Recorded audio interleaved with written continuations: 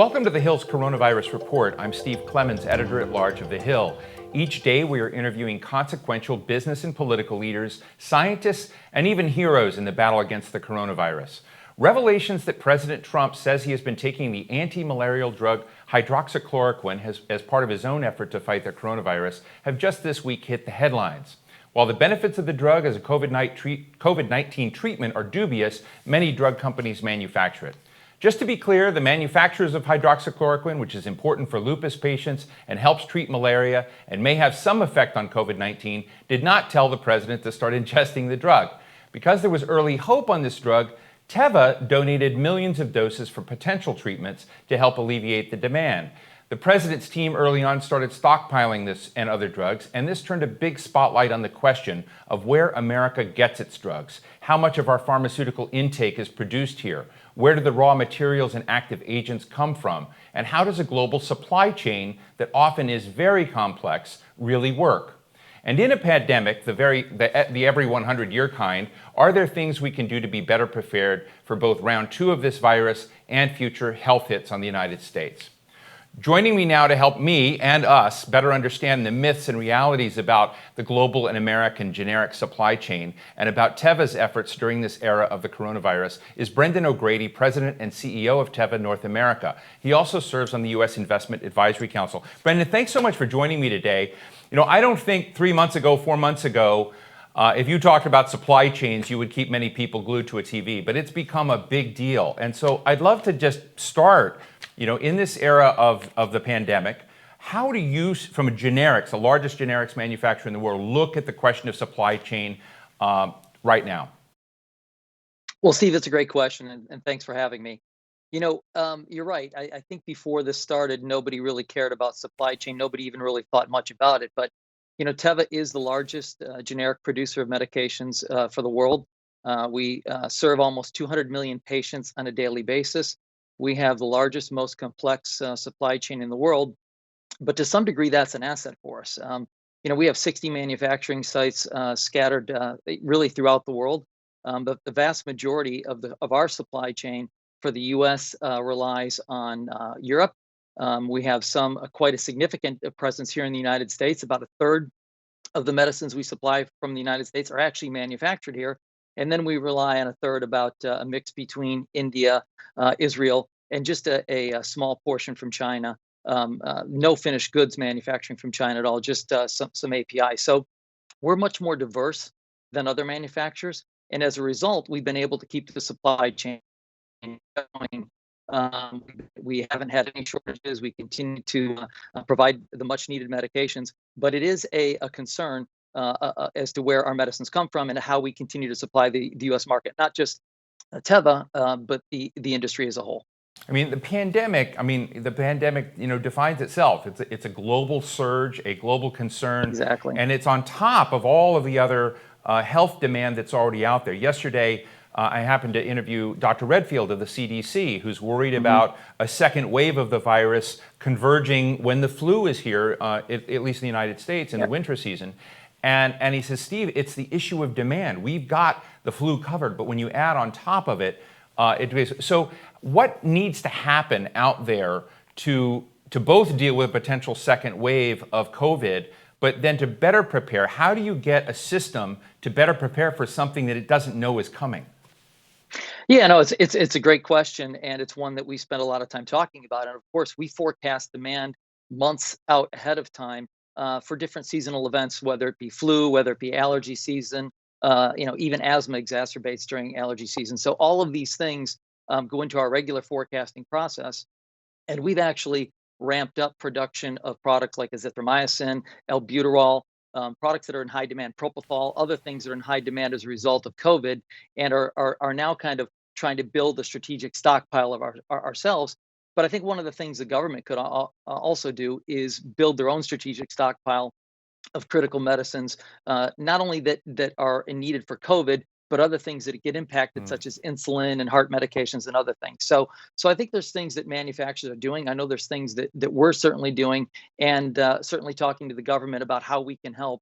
Again, as the largest manufacturer of generic medicines in the world, and a 10% share here in the United States, one out of every 10 medications distributed or received by a patient here in the U.S. is a Teva medication. So, we feel a huge responsibility to make sure that our supply chain keeps going. We know that the country relies on us. We know that the world relies on us.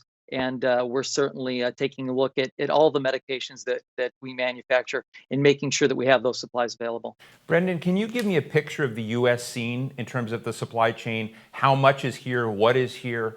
And I'm going to ask you a second part of the question, which is if you Sure. were a U.S. policymaker and not the CEO of Teva North America, what would you do to strengthen the scene here in the country? Yeah, no. So very few of, almost none, no API is made here in the United States. Most of the API moved offshore a decade ago, and it's made in a significant portion is made in China. Significant portions made in India. We actually have our own API business, and we service ourselves to a great extent, but we rely very little on Chinese And, API. and, and just so I understand, I mean, I don't mean to interrupt, but API, just for our lay Sure. audience, is the active agents, right? Correct. They're starting materials. So Okay. most of the starting materials, which is the raw chemicals, those mostly are made in China.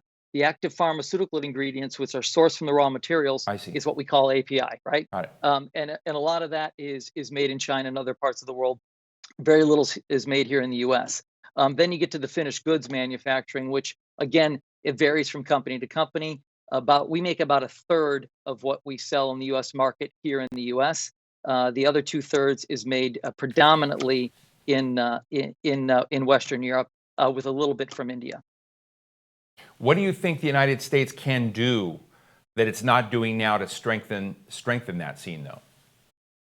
Well, I think to some degree, having a diversified global supply chain like we have is a benefit. I mean, if you think about things like geopolitical events, natural disasters, regional or local labor disruptions, having a supply chain located in different parts of the world can actually be a strategic advantage. It was odd about several weeks ago.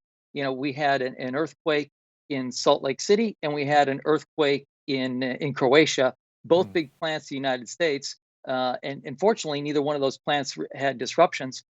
But having a supply system or supply chain that's located around the world allows you to kind of minimize the impact of those type of events. But if I were a politician and not the head of Teva North America, I think I would be thinking about the most critical medicines that we need. And I don't know if it's a list of 100 or 150, but whatever that list of critical medicines is, I would look at working with manufacturers to make sure that we had stability in supply. So it could be strategic agreements or treaties like we have with other nations as far as defense or other critical materials and products. It could be building a strategic stockpile. We keep a strategic reserve of oil. There's no reason why we shouldn't keep a strategic reserve of medication. So, and long term, if the goal is to repatriate some manufacturing back to the United States, I think there's ways to do that with current manufacturers, with incentives and so forth. Because at the end of the day,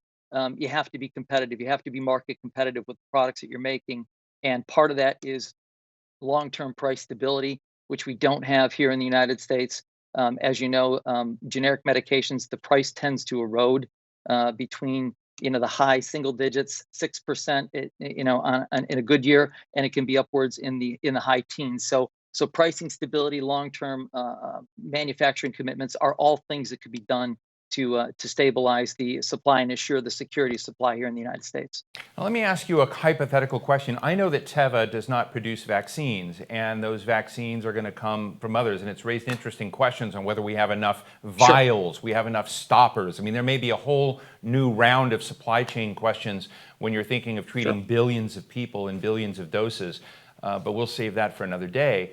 But I do think the question is, when you kind of look at that manufacturing capacity will be needed, what role do you see Teva playing when we come to either antivirals or vaccines and making this a cost-affordable drug out there for the world? Because that's what you do. You shatter the prices of drugs and you make them globally available. What do you see as Teva's role in that?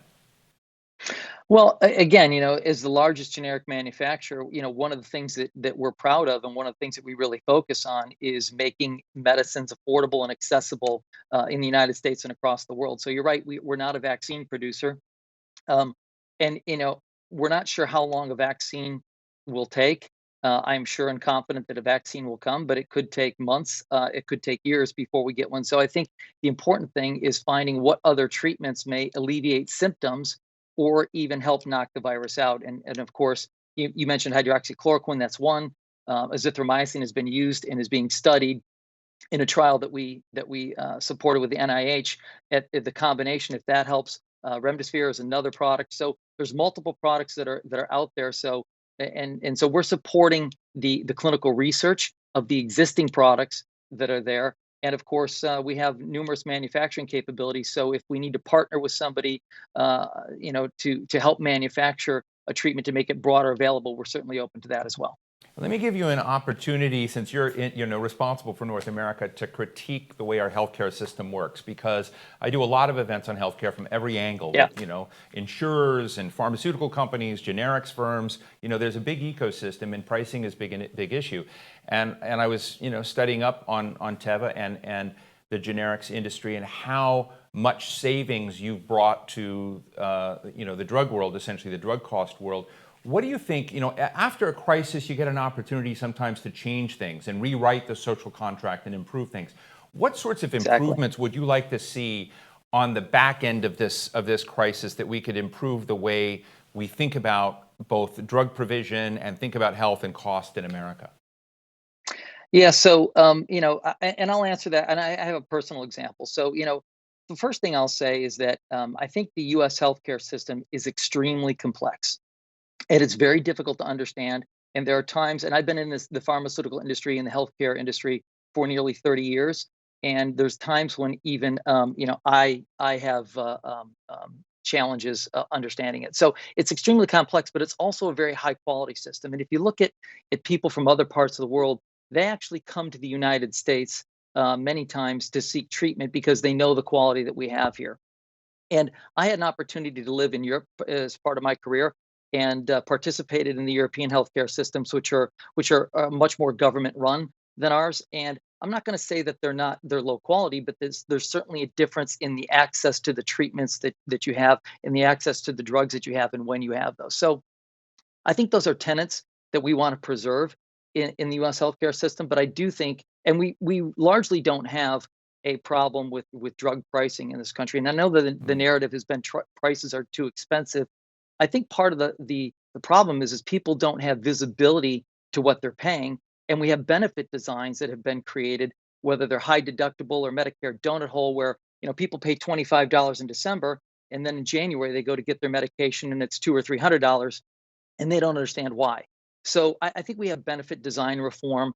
I think we have an opportunity to really simplify the system as it works today. And I think we need to find a way that healthcare, including medicines, is accessible to all. I don't believe that a government-run system, a single-payer system, is the answer. I think private industry is the answer, and I think that we can tweak the system to make it more transparent, simplified, and not as complex for people to access. Brendan, thank you. And in our just last minute, I'd love to get your insight in just to sort of how you think. I mean, I've been challenged in talking about coronavirus every day and asking what is the big issue out there. And I think we've gone from sort of a high trust country where people could trust going into restaurants, they could trust having a job, unemployment was low, they could trust a healthcare Yeah. system, to now we're all connected, but it's a much higher fear world. And I know that you're, a key part of trust. You're a key part of, providing those drugs out there. And I know this is a, meta question, but how do you think about restoring trust? When you look at your employees, you look at how you distribute, how do you look at how you're investing in restoring trust in this time? Again, it's a great question. I think, one of the things that I find personally frustrating is that there's probably not an industry in the history of humans on the planet that has had a greater impact to the longevity and human health than the pharmaceutical industry. And so it always perplexes me as to why it has such um, a low perception out there with the public. And I think some of that the industry has done to itself. But I think that one of the things that I hope in this pandemic one of the outcomes of this pandemic is that people will realize that the pharmaceutical industry is essential to national security. It's essential to our public health, and that we need to work together to make sure it's sustainable. But we also have to build trust. And I think one of the things that we're focused on at Teva is really building trust with the public. It's making sure that we continue our supply chain, and we've done a great job of making sure that people can come to work in our manufacturing and our R&D sites, making sure that it's a safe environment to deliver medications at an affordable price and do it in a very responsible way. And I think if we do that long term and continue to do that, then we'll build trust with the public, and hopefully, we'll be seen as an asset as we go forward in the future, and really something essential to the health of the American public. Well, Brendan O'Grady, CEO of Teva North America, thank you for taking us down that road and helping us to see how you see things and helping to explain this complex supply chain, which is on everyone's mind right now. So really appreciate the time. And I want to thank all of you for joining me today. We'll see you tomorrow. I'm Steve Clemons. Be well.